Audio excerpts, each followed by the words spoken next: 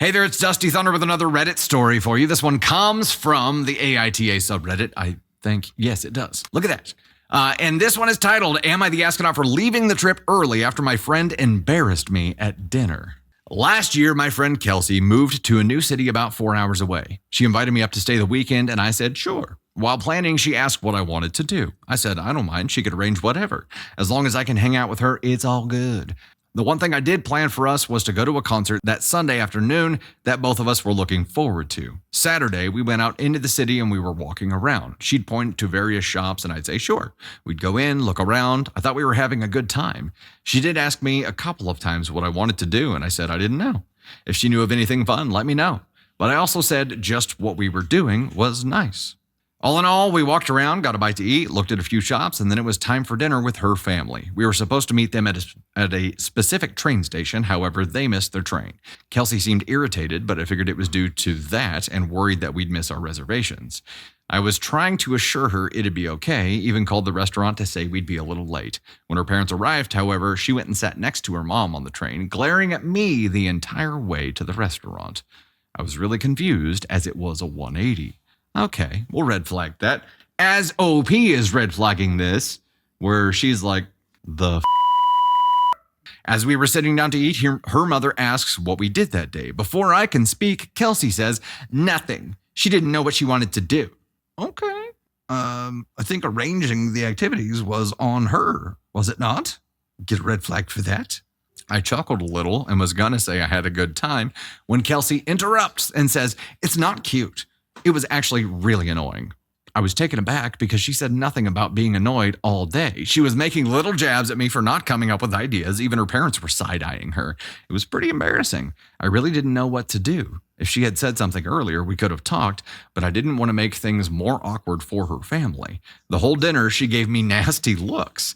Eventually, we part ways with her family and go back to my hotel. She's still irritated.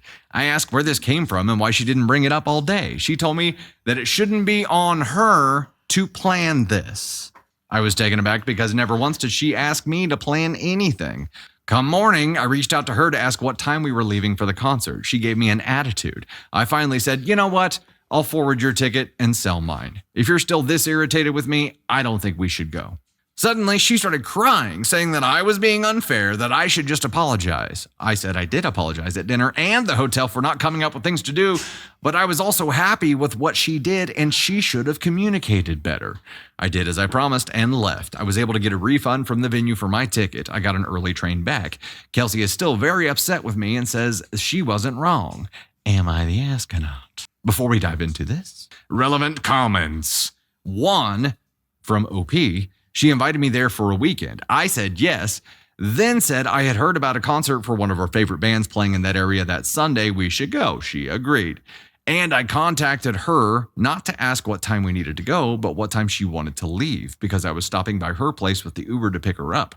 So why would I show up randomly without her being ready? That's what I was calling to do. We already had lunch plans instigated by me for after the show.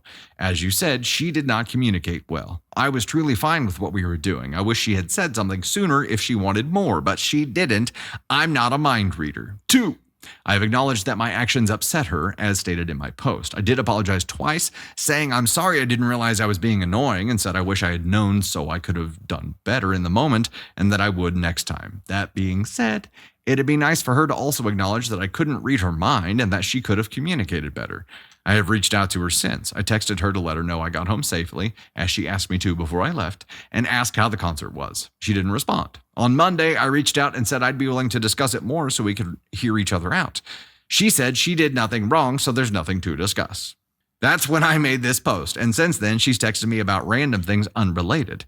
So I'm not the one who can't admit that I didn't handle it right. As I said, I apologized, and I'm not looking to lose my friend. It doesn't even seem like that's happening as we're still talking.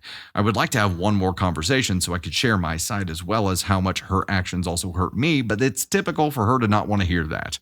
I'm asking if I was the asshole for leaving, not denying that I annoyed her or anything. I'm also pointing out that she should have or could have communicated better, and regardless, it wasn't fair what she did to me, especially as she hasn't apologized, but I can't force her to. I haven't even asked her to. But given that she won't speak to me about it, I guess she feels there's nothing left to say and she can have the final word. Okay, that's the end. What do you think? This friend enjoys having you as, I'm not going to say a plaything, but it seems like you're more of an accessory. This friend does not value you as a person, seemingly, based on what we've seen and what we've heard from you so far. This is somebody who likes having someone to go do things with, but they don't really want to put any effort into anything. As discussed at the beginning of this post, you were coming to visit her because she asked you to, which would mean if she's hosting, planning things is generally on the host because they're hosting. And you had a pre-discussion about what you wanted to do, and you said, well, I'm fine with anything. If there's something fun, let me know. And so you guys kind of wandered around and had fun, but you spent time together, and that was all you cared about, as you stated, OP.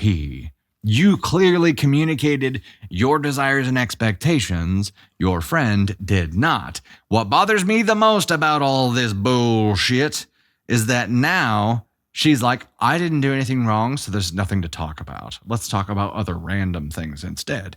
So she's just going to shove this thing down deep and then try to keep you in this seat as her plaything friend, her recess friend, so that she can still have the benefit that she had before from you, which is not a true friendship. It's not camaraderie. It is more of an accessory kind of approach here. It's not a real friend.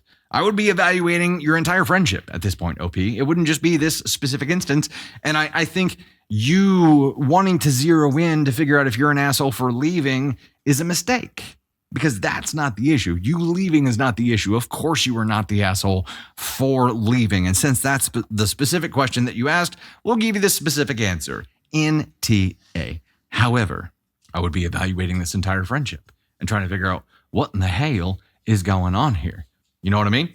I feel like if you invite someone to come to like where you live, that you would be the one to show them things to do and not expect a person who doesn't live there to come to your city and have all like this plan of things to do. That's just like, that does not, the math ain't math in there. I'm like, if I invited someone to Joplin, I would have stuff set out. I would obviously want to take into account what they enjoy, but I would make the itinerary because I'm the one who knows my way around town. I'm the one who knows where things are. Like, I don't know. This girl just seems like she wants people to read her mind. And then when they don't read her mind, she wants to get pissed off about it, have a tantrum, and then say, oh, well, I didn't do anything wrong, so let's just move past it. And that to me is a very emotional low level of like immaturity. So OP says something in here that I think not rings true, but gives a little bit of context for how their friendship is anyway. And she said it's typical for her to not want to talk about something where she feels she did nothing wrong. So